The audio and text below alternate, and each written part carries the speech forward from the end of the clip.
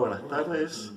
Vamos a iniciar la explicación de un nuevo tema dentro de nuestro programa, que es fundamental para que puedan después comprender los temas que le van a suceder. El tema que van a ver hoy se llama hechos y actos jurídicos y realmente se les puede llegar a explotar la cabeza por lo complicado que es.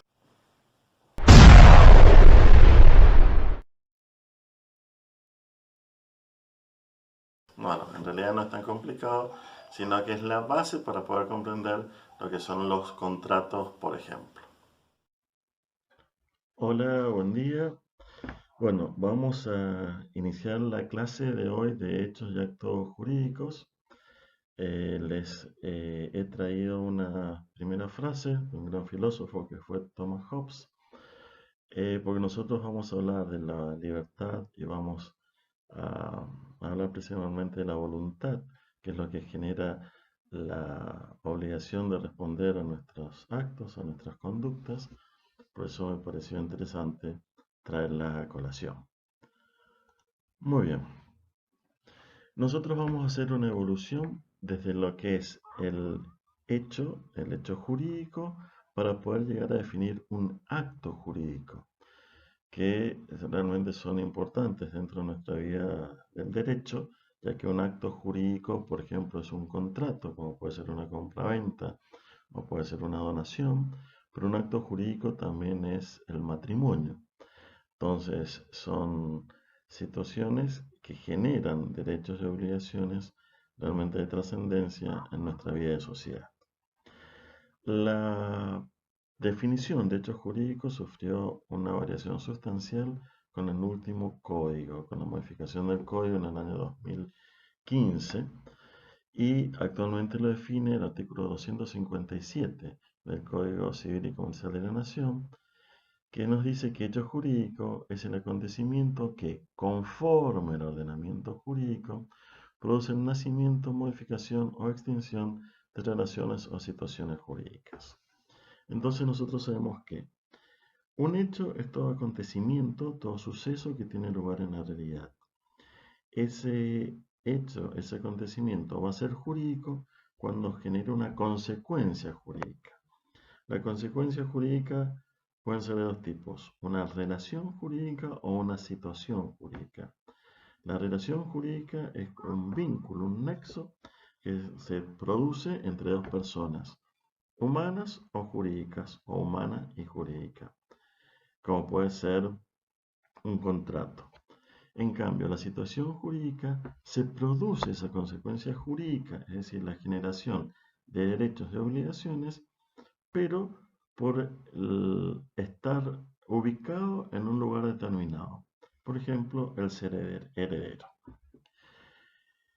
Entonces, este acontecimiento que tiene lugar en la realidad, que como está dentro del ordenamiento jurídico, es decir, dentro de la ley, contemplado por la ley, incluido en la ley, por eso lo denominamos jurídico, lo podemos clasificar en un hecho natural o en un hecho humano.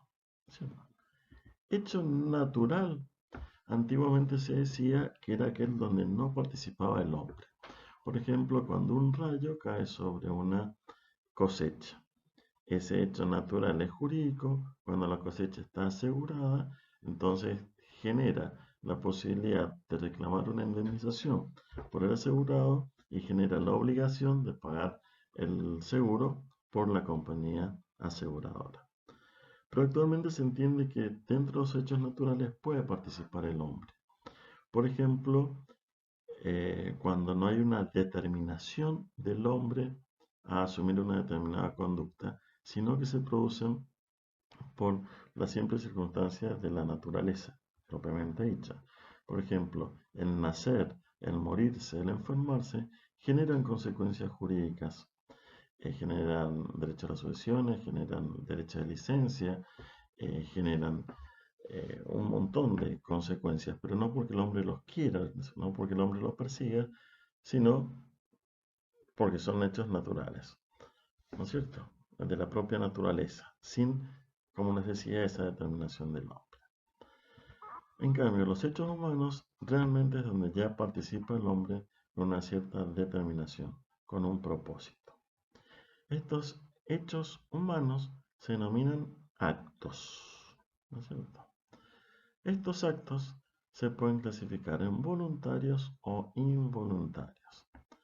Que un acto sea voluntario significa que la persona va a tener que responder de sus acciones, ¿cierto? Pero para que un acto sea voluntario, tiene que reunir determinados requisitos. Si falta alguno de estos requisitos, el hecho o el acto se transforma inmediatamente en involuntario y no se deben asumir las consecuencias de esta conducta. ¿Cuáles son los elementos? Son 4. El discernimiento, la intención, la libertad y el hecho exterior. El discernimiento es la posibilidad de comprender el acto que voy a realizar, la conducta que voy a asumir y sus consecuencias. Todo el tema del discernimiento es un tema que ha sido muy evaluado por la psicología y por la psiquiatría y obviamente también por el derecho, porque es muy difícil conocer cuándo una persona tiene pleno discernimiento, cuándo tiene esa madurez intelectual para comprender todos los actos que puede asumir y las consecuencias de sus actos. Nosotros, en nuestra legislación, se entiende que una persona tiene pleno discernimiento a partir de los 18 años. Hasta hace unos años atrás se entendía que recién era a partir de los 21 años. Y no hay consenso universal respecto a cuándo se obtiene este discernimiento. Hay personas que pueden tener la edad, pero que no tienen esa madurez intelectual, ya sea por una enfermedad, como puede ser el síndrome de Down, o al Alzheimer, o también se puede ver al alcoholismo o a la drogadicción, que alteran y disminuyen sus facultades mentales. Segundo elemento es la intención, que es el propósito, el querer asumir una determinada conducta. La libertad, que es la posibilidad de actuar sin ningún tipo de presión externa, ya sea física o psicológica, porque a mí me pueden obligar a firmar un contrato con un cuchillo en la panza, que sería una presión física, o me lo pueden obligar a firmar con una extorsión, por ejemplo, diciéndome, sé perfectamente a la hora que salen tus hijos de la escuela. Si no firmas, sabes las consecuencias.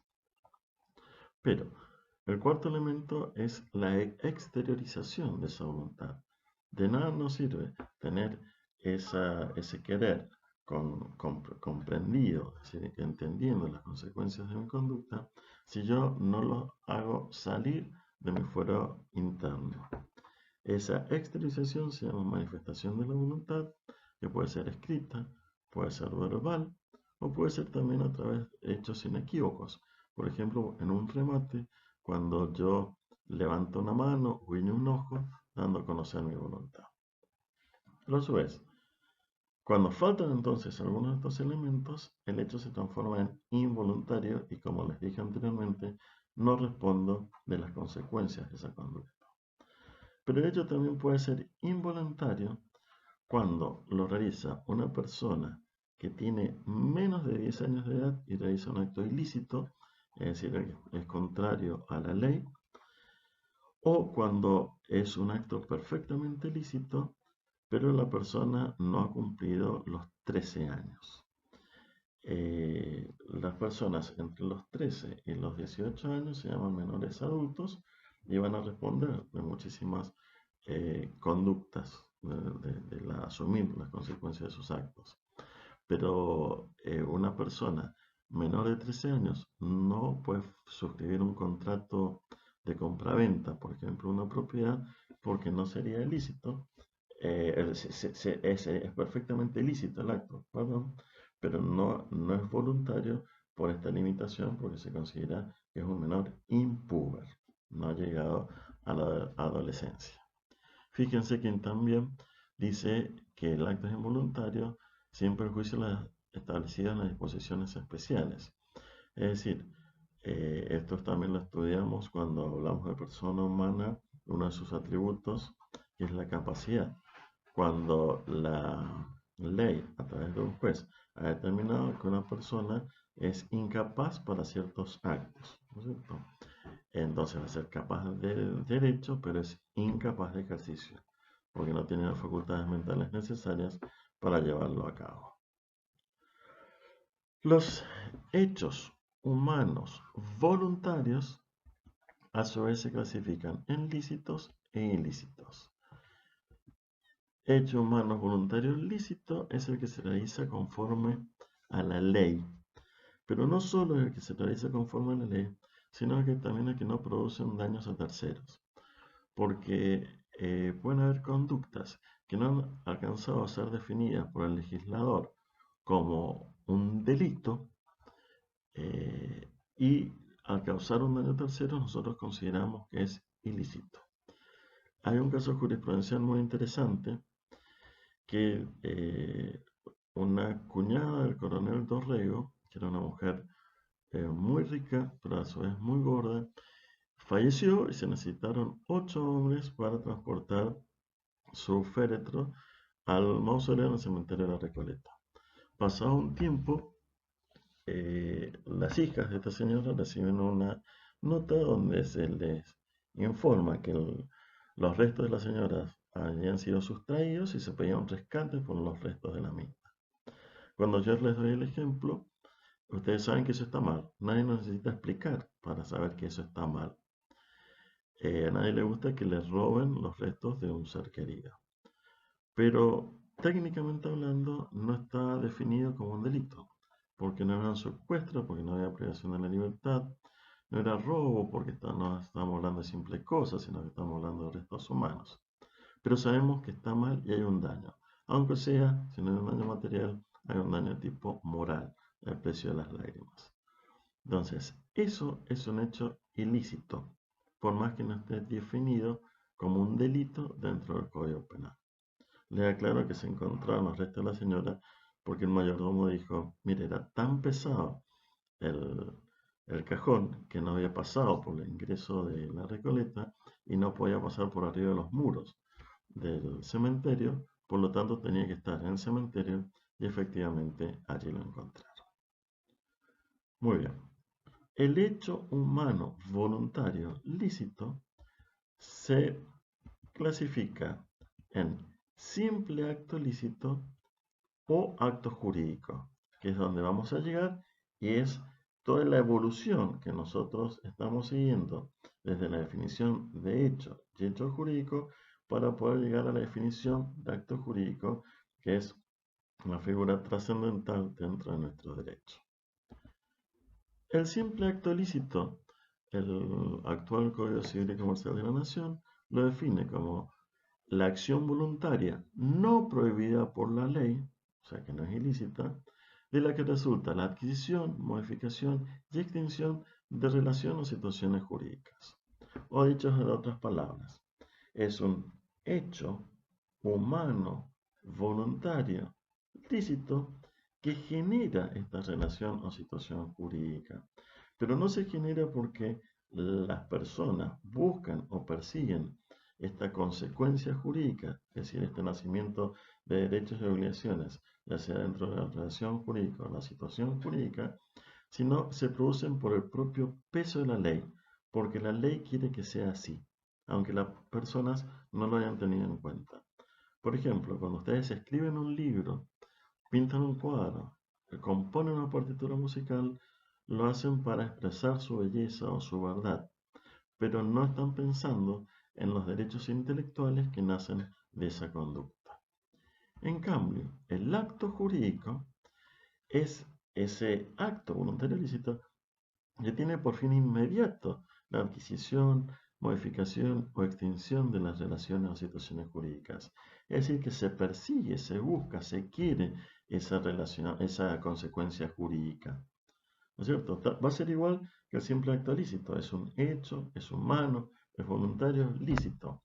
Pero aquí busco, quiero generar una relación jurídica o una consecuencia jurídica determinada. Por ejemplo, como les decía al comienzo de la clase, cuando suscribo un contrato de compraventa, de donación, o cuando se celebra un matrimonio. Bien, muy bien. Traemos a nuestro héroe, el padre de la patria, José San Martín, con su frase, porque vamos a hablar de esta exteriorización de la voluntad. Todo acto jurídico tiene tres tipos de requisitos: los requisitos esenciales, los requisitos naturales y los requisitos accidentales. Los requisitos esenciales son los que tienen que estar sí o sí para que el acto jurídico exista. Si falta alguno de ellos, el acto no existe. Los naturales son los que me permiten diferenciar los actos jurídicos entre sí, y los accidentales, como su nombre lo indica, son accidentes, son diferentes modalidades que pueden estar o no, pero si están, son obligatorios, es obligatorio su cumplimiento. Los requisitos esenciales son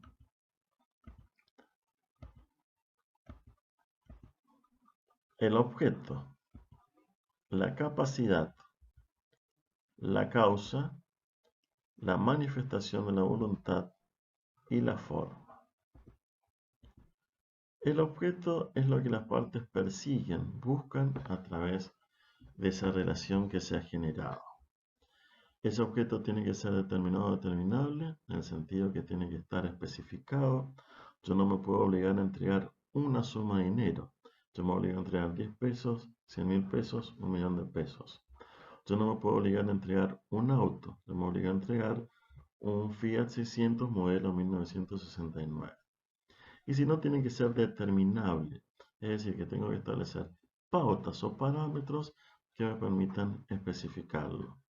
Por ejemplo, cuando yo digo pagaré el valor equivalente a tantos dólares al valor de cambio al día de vencimiento de la obligación. La posibilidad se refiere a tanto la posibilidad física como jurídica. Posibilidad física es que tenga lugar en la realidad, que pueda tener lugar en la realidad. Yo no me puedo obligar a entregar la luna. La posibilidad jurídica es lo que también se denomina objeto prohibido. Es decir, es un objeto que, siendo perfectamente lícito, es lícito, el derecho, el Estado no quiere que se produzca porque puedan vulnerar, afectar derechos de algunas personas. Por ejemplo, los contratos entre padres e hijos son imposibles jurídicamente. No es que sea un delito si lo cometen, sino que no se quiere realizar porque si lo realizan pueden llegar a afectar la legitimación del derecho a la herencia. Ustedes saben que nosotros tenemos un régimen de herencia forzosa. Todos los hijos heredan en la misma proporción, pero si yo permitiera contratar entre padres e hijos, puedo vulnerar este principio. Lícito, como les dije recién, es conforme a derecho, lo que se relaciona con que sea conforme a la moral y las buenas costumbres, que es lo que yo les decía, que no cause daños a terceros, y obviamente no deben ser lesivos de los derechos ajenos y de la dignidad humana. La capacidad ya la hemos estudiado cuando hablamos de los atributos de las personas, esa aptitud para poder ser titular y para ejercer derechos y obligaciones, y la dividíamos en capacidad de derecho, que es la posibilidad de ser titular, de tener derechos y obligaciones. Todos somos plenamente capaces de derecho, y la capacidad de ejercicio es la posibilidad de llevar a la práctica por mí mismo, sin ningún tipo de representante, los derechos y obligaciones de los cuales soy titular. La causa es el fin inmediato que las partes pretenden a través de la relación, y la manifestación de la voluntad, como nos decía anteriormente, es esa exteriorización del fuero interno, que puede ser oral, puede ser escrita, por ejemplo cuando firmo un contrato, por signos inequívocos, cuando levanto la mano en un remate, o por hechos materiales. Por ejemplo, compro una resma de papel, doy la plata y retiro la resma, sin haber manifestado nada oralmente, sin haber escrito nada. La forma son a los requisitos a los que se debe adecuar el acto jurídico para que tenga validez o no el acto jurídico. El principio genérico es la informalidad. Principios no se deben ajustar a ningún acto jurídico, salvo que la ley específicamente lo establezca. Las formalidades se clasifican en dos grandes grupos. Formalidades solemnes o ad solemnitatem, por ejemplo, cuando debe ajustarme un requisito establecido por ley para que el acto jurídico exista. Las donaciones solamente se pueden realizar por escritura pública. Y las formalidades no solemnes o ad proaccionem, que la ley me establece el requisito, pero si no lo cumplo, después lo puedo ratificar el acto jurídico o anular. Las sesiones de crédito se deben realizar por escritura pública, pero yo lo puedo realizar por un instrumento privado y después ratificarlo. Los naturales dijimos que son los que nos permiten diferenciar los actos jurídicos entre sí, y los accidentales, que pueden estar o no, son la condición, el plazo y el cargo. La condición es supeditar los efectos de ese acto jurídico a un hecho futuro e incierto. Y se clasifica en suspensiva, por ejemplo, un contrato de seguro. Yo estoy supeditando las obligaciones de la compañía de seguro a que se produzca ese hecho futuro e incierto como es el siniestro, el accidente de tránsito. Recién ahí tiene la obligación la compañía de seguro de pagarme esa indemnización. Está suspendida su obligación. Pero también la condición puede ser resolutoria cuando yo, como por ejemplo en una renta vitalicia, digo, te pagaré una mensualidad hasta el momento de tu muerte. La muerte es el hecho futuro e incierto y ahí se acaba, finiquita, termina la obligación de la persona. El plazo es supeditar los efectos del contrato a un hecho futuro pero cierto, como es una fecha a la que se va a arribar necesariamente. Por ejemplo, en los contratos de locación que se pagan del 1 al 10 de cada mes. Y el cargo es una obligación accesoria que puede estar o no.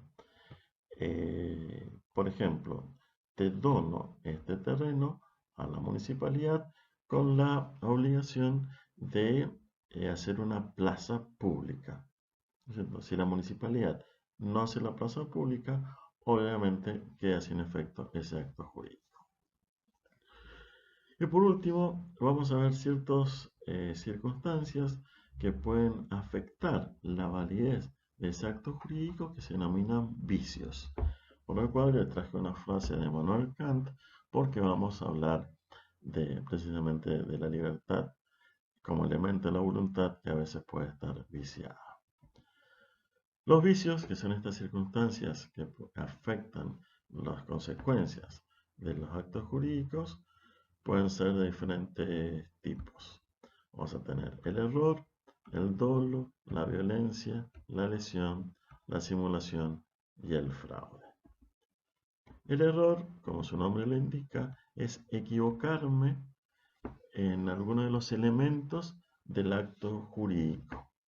Por ejemplo, dijimos que dentro de los elementos esenciales está la capacidad. Si yo creo que estoy celebrando un acto jurídico con una persona plenamente capaz de derecho y ejercicio, y resulta que esa persona está declarada incapaz porque tiene sus facultades mentales alteradas, porque tiene mal de Alzheimer. Ahí cometo un error, entonces ese acto jurídico va a estar viciado y no va a generar consecuencias jurídicas. Se va a declarar la nulidad de ese acto jurídico. El dolo aquí está utilizado como sinónimo de engaño. Es todo ardid, maquinación, astucia, destinado a engañar a otro y producir una consecuencia jurídica que esa persona no quiere. Pero para que ese dolo genere esa nulidad del acto jurídico, tiene que ser grave, determinante y que la persona, de haberlo conocido, realmente no habría realizado ese acto. Si yo estoy engañando a una persona para realizar un determinado acto jurídico. Obviamente esto tiene sus limitaciones porque cuando decimos que cuando hay engaño recíproco se neutralizan esas conductas y el acto jurídico va a ser válido. Por ejemplo, si yo vendo un auto diciendo que está en condiciones y en realidad está fundido y lo pago con moneda falsa, con billetes de papel. Ahí hay dolo y engaño en las dos partes y ese acto jurídico va a ser válido.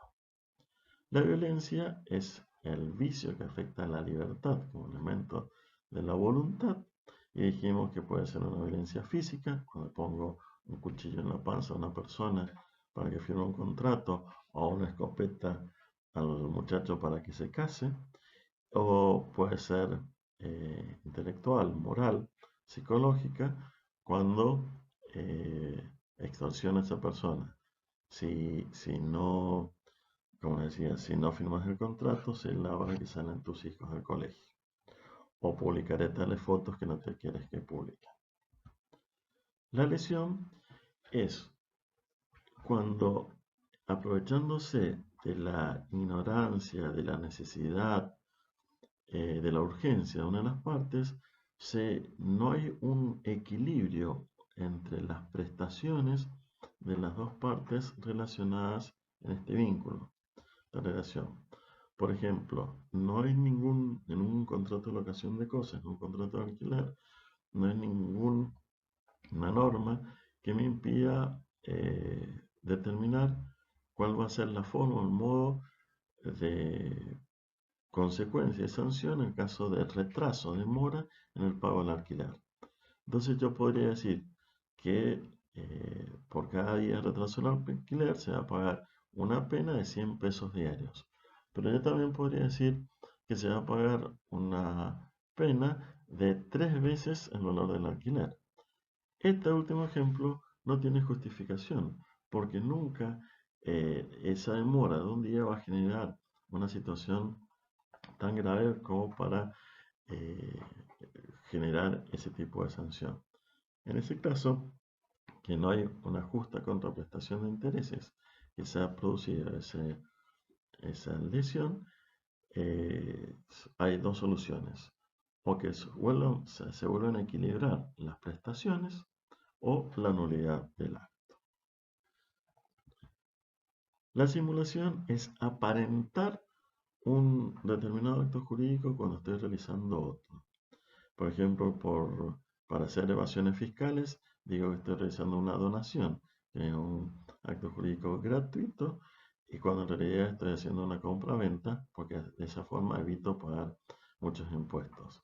Pero también puedo simular que yo transfiero los bienes a una persona para no responder a mis acreedores, o la simulación también puede consistir en que aparento que se lo transmito a una persona cuando en realidad se lo estoy transmitiendo a otra persona, o cuando aparento una fecha para un acto jurídico cuando en realidad el acto jurídico se realizó en otra fecha. Obviamente la consecuencia de la simulación es la nulidad de ese acto jurídico. Y el fraude es cuando vacío a propósito ex profeso mi patrimonio para no responder a mis acreedores. ¿Cierto? Yo vendo todos mis bienes, me insolvento, tengo un establecimiento que vendo el galpón y después me declaro en quiebra para no pagarle los haberes y las indemnizaciones a mis empleados. Eso es fraude, porque estoy vaciando mi patrimonio a propósito a través de un testaferro para no responder a los acreedores. Ese acto también genera la nulidad y todo el acto jurídico vuelve para atrás. Los efectos de los vicios, como dijimos recién, es su ineficacia. Y la ineficacia puede consistir en la nulidad del acto jurídico, es decir, que no tiene absolutamente ningún efecto, o en algunos casos, como también dijimos, puede ser en la anulación del acto jurídico, que no es lo mismo, porque esto significa que todos los efectos que se produjeron hasta el momento que fue impugnado son válidos y a partir de ahí queda sin efecto el mismo. Bueno, espero que lo hayan entendido el tema y si no cualquier cosa nos vemos en la consulta.